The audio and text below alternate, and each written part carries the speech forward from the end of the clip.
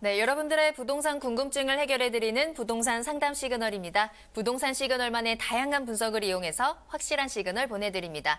자, 오늘 김광석 소장님과 함께하고 있고요. 여러분들의 궁금증 풀어보도록 할게요. 자, 오늘은 문자로 보내주신 사연들을 한번 확인해 보겠습니다. 정말 문자로도 많이들 보내주고 계신데 그 첫 번째 사연부터 확인해 볼게요. 끝번호 5389번으로 보내주셨습니다.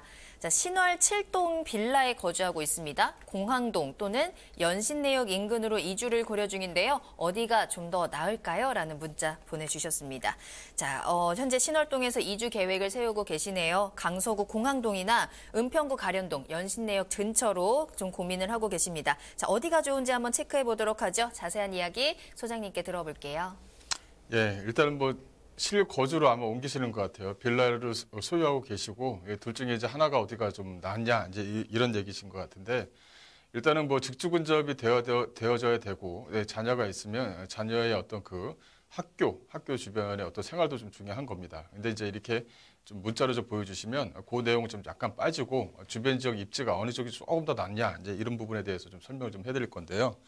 일단은 요쪽이죠. 이 공안도 쪽 주변은 이 송정역 쪽 주변 지역으로 이제 구성이 되어져 있고요. 또 하나는 이제 연신내역 쪽 주변 지역입니다. 이 구산역 쪽 주변 지역으로 해서 불광동이라든가 이 가련동 이렇게 좀 준비가 되어져 있는데 이제 어느 지역에 좀 이렇게 객관적으로 봤었을 때는 어느 지역이 현재 좀 가격이 좀 많이 안 오르고 어느 지역이 앞으로 가격이 많이 오를 것이냐 이런 포인트를 좀 잡아내야 될 것 같아요.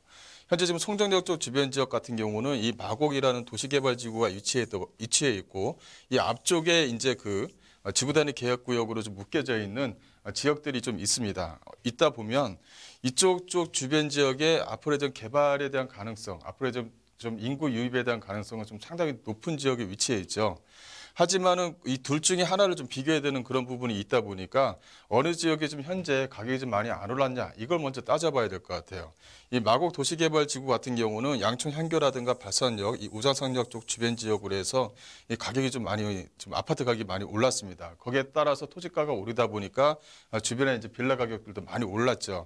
또 하나는 이 송정역 쪽 라인이죠. 이 송정역에서 이제 개화산 쪽 라인으로 올라가는 그런 지역들인데 이쪽 지역 같은 경우는 좀 하나의 좀 특징이 있어요. 뭐냐면 이 빌라들도 있지만 이렇게 소규모 단지로 구성되어져 있는 이 소형 아파트들은 많이 좀 구성이 되어져 있습니다. 또 이 소형 아파트에 대한 내부를 좀 뜯어보게 되면 좀 소형 중에서도 15평, 16평 정도로 구성되어져 있는 아파트들이 좀 상당히 좀 밀집되어져 있는 부분이 있어요. 그리고 또 아파트에 대한 연식을 보게 되면 약 한 15년 이상 지난 아파트들이 이 송정역 쪽 주변 지역으로 좀 많이 좀 몰려져 있습니다. 그래서 오히려 이쪽 송정역 쪽을 택하신다고 한다면은 오히려 이런 빌라 쪽보다는 아직까지는 좀 빌라 좀 가격은 좀 있지만 여유가 좀 약간 되신다면 송정역 쪽 주변에 소형 아파트, 이 소규모 아파트로 좀 접근하시는 게 어떤가. 아직까지는 좀 마곡역 쪽 주변이라든가 이 우장산역 쪽 주변 지역의 아파트에 비해서는 아직까지는 가격이 저렴하기 때문에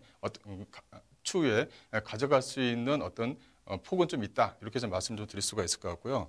혹시나 여기서 좀 약간 여력이 안 되신다고 한다면 그 다음에 제가 이제 연신내역 쪽을 좀 추천을 해드리겠습니다. 연신내역 하게 되면 가장 큰 포인트 하나는 바로 이 GTX A 노선이 이렇게 연신내역 쪽으로 지나간다는 게 가장 큰 포인트죠. 또 주변 지역을 보게 되면 상당히 좀 재개발 지역들이 상당히 좀 밀집되어져 있는 부분들이 있습니다. 그래서 굵직굵직한 재개발 지역들이 진행이 안 되는 게 아니라 순차적으로 현재 지금 잘 진행이 되고 있는 그런 모습을 좀 보이고 있거든요. 그래서 오히려 조금 가격 대비해서는 연신내역 쪽이라든가 이 구산역 쪽 주변 지역을 좀 추천을 해드리겠다. 또 하나는 뭐냐면 불광역 쪽 주변 지역 같은 경우도 아직까지는 좀 저평가되어져 있는 부분이 있다 보니까 그런 부분에 대해서는 좀 투자가 가능한 여력들이 아직까지 남아있다. 이렇게 좀 말씀을 좀 드릴 수가 있을 것 같아요. 근데 이 연신내역 쪽 주변 지역과 이 송정역 쪽 주변 지역의 좀 특징을 좀 비교를 한다면 이 연신내역 쪽 주변 지역은 다세대 빌라로 상당히 좀 많이 구성이 되어져 있다 보니까 초중 고등학교가 상당히 좀 많이 밀집되어져 있습니다. 그래서 학교를 보내기에 상당히 좀 유리한 부분이 있고요.